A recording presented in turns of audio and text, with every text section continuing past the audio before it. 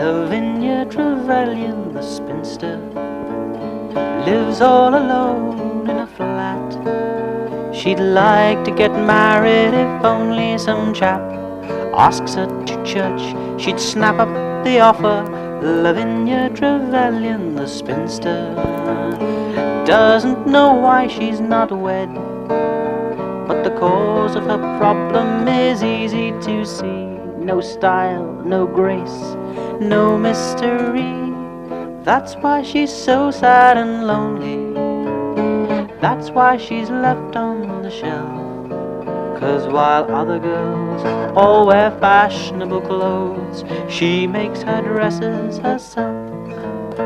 Lavinia Trevelyan, the spinster, wants to be different and new, wearing outrageously up-to-date gowns, visiting houses with rambling grounds. But dear Miss Trevelyan, the spinster, never quite gets a thing right.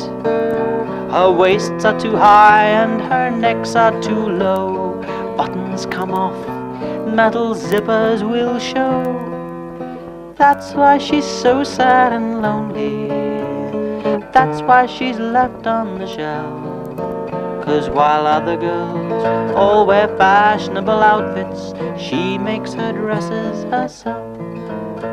Lavinia Trevelyan, the spinster, with her Yves Saint Laurent Western couture, wants to be noticed both near and far, from Holiday Inn to the Dragon Aurora.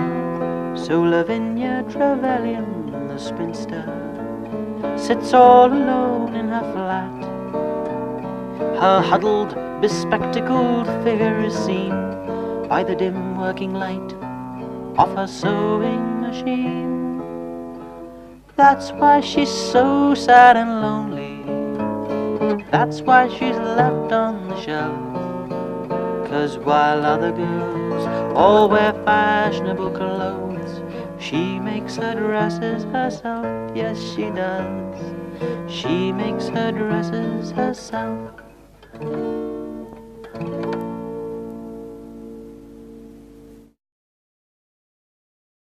Isn't it nice to have the quiet of the country, with the call of every animal and bird, and the lorry hauling cattle, and the postman's deafening rattle, and the tractor straining up the hill in whining third? Isn't it a pleasure in the country, where everything's traditionally done?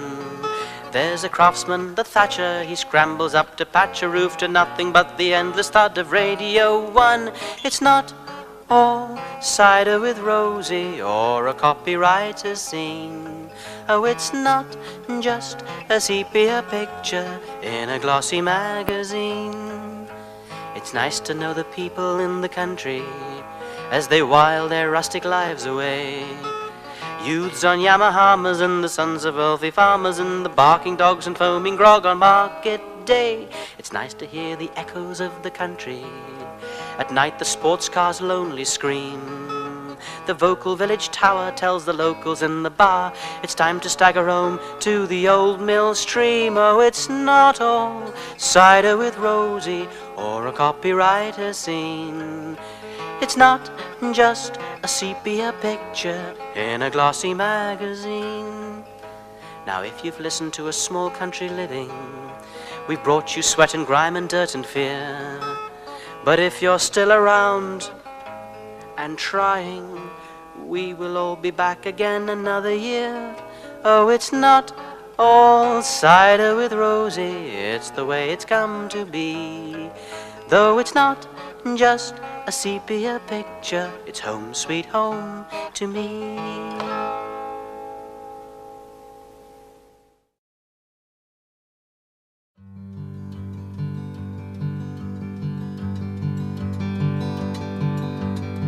The first time I saw you, I was 8 years old, drawn to the procession like the faithful to the fold. But you never noticed my Union Jack and me. Still, I rang out the bells when we had the Jubilee. When you came to our school, you went where you were led. Handshakes with the governors and coffee with the head. In tiny rooms and dank dark walls you never got to see. Still, we rang out the bells and we had the Jubilee. You want to watch those people who plan your every hour and keep you from reality and in your ivory tower. And waves and smiles and limousines are all we got to see. Still, we rang out the bells and we had the Jubilee. Half an hour later, you were lunching with the man, and I was in the playground in the smoky city air. But proud to be in England and sovereign and free, ringing out the bells and having the Jubilee. From the stage you told us that we'd great things in store, and we should work to make our country great once more. And to be successful, working hard was all we had to do. Oh, with great respect, Your Majesty, I've got news for you. The first time I saw you, I was 8 years old, and drawn to the procession like the faithful to the fold. But you never noticed my Union Jack and me. Still, we rang out the bells when we had the Jubilee. Oh yes, we rang out the bells when we had the Jubilee.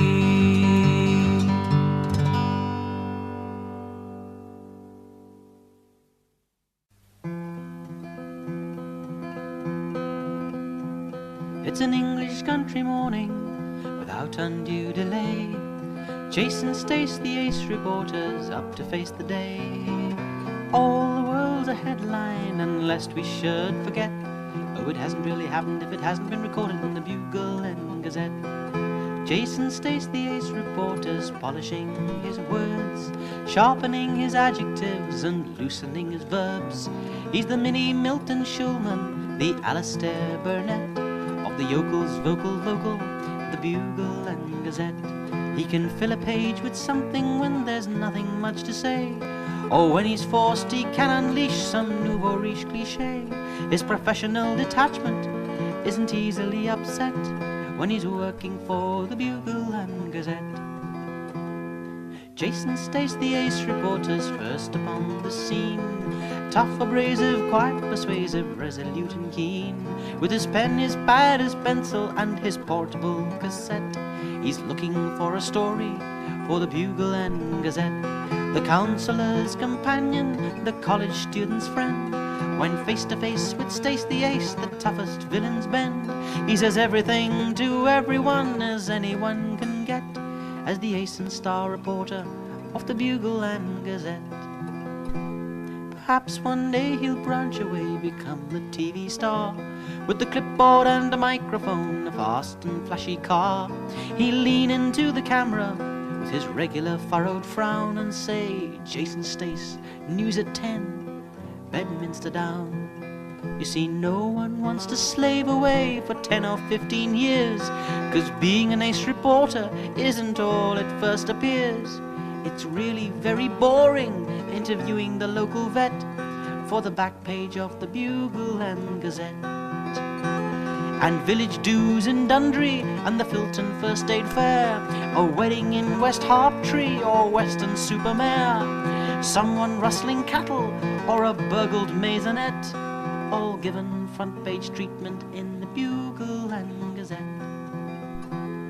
It's an English country morning, and without undue delay, Jason Stace, the ace reporters, up to face the day. All the world's a headline, and lest we should forget, Oh, it hasn't really happened if it hasn't been recorded in the Bugle and Gazette.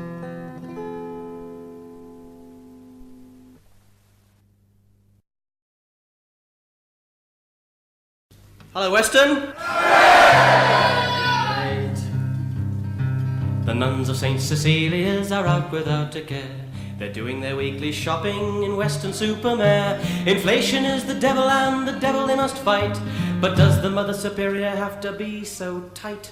The nuns of St. Cecilia think she's awfully mean, but the nuns of St. Cecilia's have no union machine, and they can only spend as much as she thinks they can afford. There's no pay code when you're working for the Lord. Sister Teresa makes her way past the bra and negligee.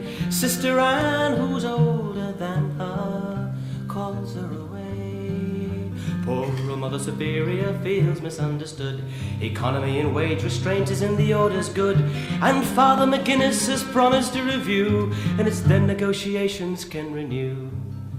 And Sister Mary Magdalene would like to spend the day out of reach and on the beach with the Chinese takeaway. A number 7, a 24 and a 38. But Sister Mary Magdalene is going to have to wait till they've climbed every mountain without any fuss. They meet by the fountain and they all ride home in their little minibus. And if you should see them, oh, say a little prayer for the nuns who do their weekly shopping in Weston-super-Mare.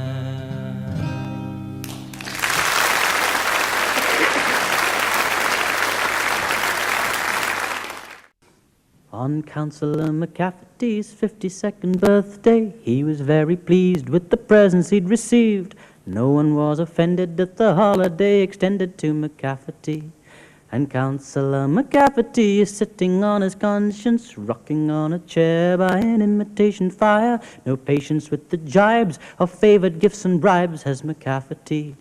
And we must admit, and we have to say, Councillor McCafferty has come a long way.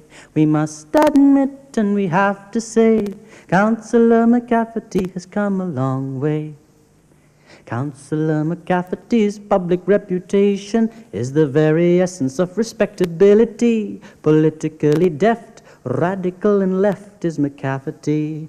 And he is loudly proud of his achievement, remembering with bitterness the bad old days, the struggle and the fears, the dozen wasted years of But now he boasts an honorary gown for his selfless dedication to the town. And we must admit, and we have to say, Councillor McCafferty has come a long way. Councillor McCafferty is opening an envelope. It's an invitation from the BBC to a civilized debate on morals and the state. Cue McCafferty.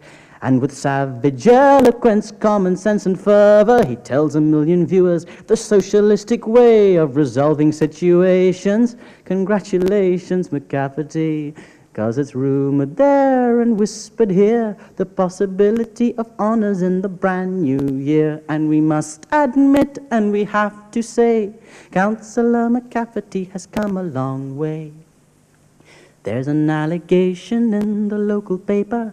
Councillor McCafferty's involvement is confirmed. Nobody can hide the fierce and broken pride of McCafferty.